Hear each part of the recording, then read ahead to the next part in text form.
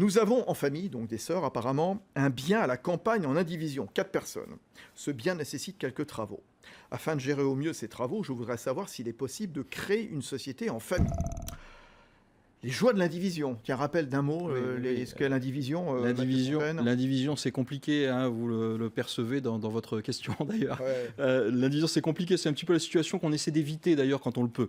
L'indivision, c'est d'être propriétaire à plusieurs, ça supporte des règles qui sont particulières, qui sont là encore définies par le Code civil, et ça suppose aussi une entente, hein, en règle générale. Alors, il y a des aménagements de l'indivision qui sont possibles, mais de manière générale, ça suppose une entente. Ce qui n'est pas forcément évidente à recueillir dans toute situation. Alors là, la question d'Elisabeth, c'est de savoir s'il serait opportun de créer une société.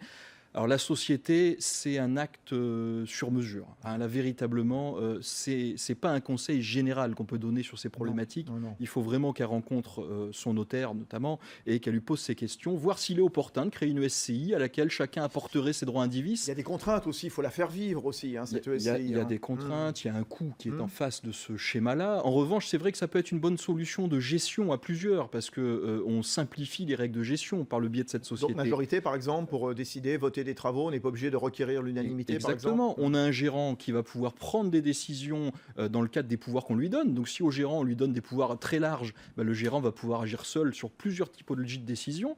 Et puis sinon on a des assemblées générales qui se tiennent avec des majorités qu'on définit aussi dans les statuts.